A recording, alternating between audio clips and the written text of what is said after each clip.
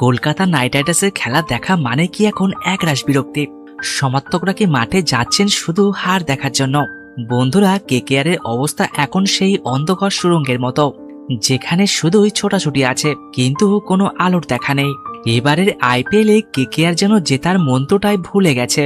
না আছে কোনো পরিকল্পনা, না আছে খেলোয়াড়দের মধ্যে ন্যূনতম দায়িত্ববোধ।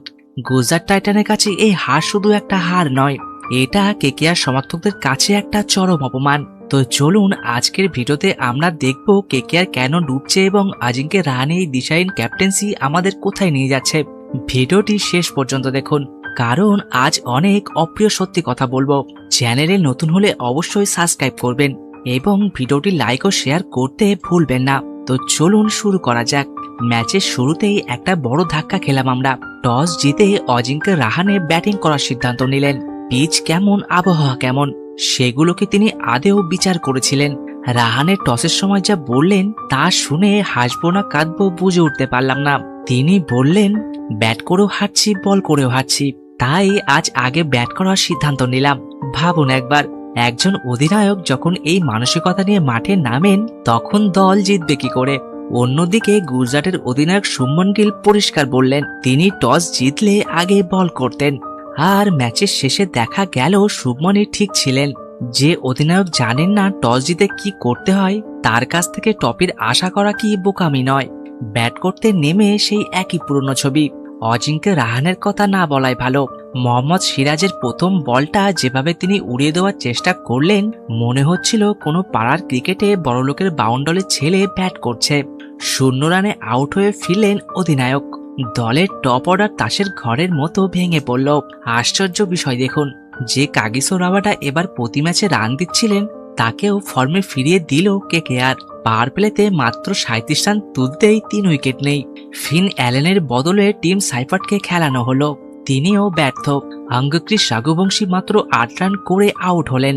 শুরুর 6 ওভারেই ম্যাচটা অর্ধেক হেরে গিয়েছিল কেকেআর। এই ধ্বংসস্তূপের মাঝে দাঁড়িয়ে লড়াই করলেন শুধু একজন, ক্যামেরন গ্রিন। শুরুতে তিনিও খাবি খাচ্ছিলেন। প্রথম 15 বলে রান আসছিল না, কিন্তু রাবমান পায়েল আউট হওয়ার পর গ্রিন হাত খুললেন। 55 বলে 79 রানের একটা দুর্দান্ত ইনিংস খেললেন তিনি। গুজরাটের ফিল্ডাররা বেশ কয়েকবার সুযোগ দিয়েছিলেন ঠিকই, কিন্তু গ্রিন সেই সুযোগ কাজে লাগিয়েছেন। তার ব্যাটিং দেখে মনে হচ্ছিল দলের একমাত্র তিনিই জেতার জন্য লড়ছেন। কিন্তু ক্রিকেট তো আর একজনের খেলা নয়।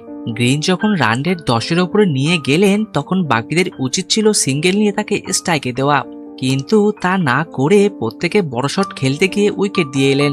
সুনীল নারিন 5 বলে 0, এমনকি রিঙ্কু সিং, যার ওপর আমরা ভরসা করি, তিনিও 1 রানে আউট। ফল যা হওয়ার তাই হলো, 180 রানেই অল আউট। অথচ একটু বুদ্ধি থাকলে এই উইকেটে 210 রান অনায়াসে তোলা যেত। 181 রান তাড়া করতে নেমে গুজরাট বুঝিয়ে দিল পিচ কতটা ব্যাটিং সহায়ক ছিল। শুভমন গিল এবং সাই সুদর্শন কোনো চাপই নিলেন না। কেকেআর এর বোলাররা যেন কোনো পরিকল্পনা ছাড়াই বল করছিলেন। শিশির পড়তে শুরু করায় স্পিনারদের কাজ কঠিন হয়ে গিয়েছিল ঠিকই, কিন্তু পেসাররা কি করছিলেন? শুভমন গিল দেখালেন ক্যাপ্টেন্সি কাকে বলে। যেখানে আমাদের অধিনায়ক 0 রানে আউট হলেন, সেখানে গিল একার কাঁধে 50 বলে 86 করে ম্যাচ জিতিয়ে ফিরলেন। বরুণ চক্রবর্তী 2টো উইকেট পেলেও তা কেবল সান্ত্বনা পুরস্কার হয়েই থাকলো। অন্তত 30 রান কম করার খেসারত দিতে হলো কেকেআরকে। কেকেআর এর জার্সিতে এই মরশুমটা সম্ভবত ইতিহাসের সবচেয়ে লজ্জাজনক মরশুম হতে চলেছে। 6টা ম্যাচের মধ্যে 5টাতেই হার। একটা ম্যাচ বৃষ্টিতে ভেস্তে না গেলে হয়তো সেখানেও হারতে হতো। কেকেআর এখন পয়েন্ট টেবিলের তলানিতে। সমর্থকদের মনে এখন একটাই প্রশ্ন, আর কত নিচে নামবো আমরা? ম্যানেজমেন্টের কি কোনো পরিকল্পনা নেই? কেন বারবার ভুল ক্যাপ্টেন্সি আর ভুল ব্যাটিং অর্ডারে মাসুল দিতে হবে ফ্যানদের? গুজরাট এই জয়ের পর 4 নম্বরে উঠে এলো, আর আমরা পড়ে রইলাম সেই অন্ধকারেই। আপনাদের কি মনে হয়, এই হার থেকে ঘুরে দাঁড়ানোর কোনো রাস্তা কি কেকেআরের সামনে খোলা আছে, নাকি এবার প্লে অফের আশা এখানেই ছেড়ে দেওয়া উচিত? কমেন্টে আপনাদের ক্ষোভ উগড়ে দিন। ভিডিওটি ভালো লাগলে লাইক করুন, আর কেকেআর এর হার্টব্রেকিং খবরের জন্য আমাদের চ্যানেলটি সাবস্ক্রাইব করে রাখুন। তো ভিডিওটি এখানেই শেষ করছি। দেখা হচ্ছে আরেকটি নতুন ভিডিওতে। ততক্ষণের জন্য ভালো থাকুন, সুস্থ থাকুন।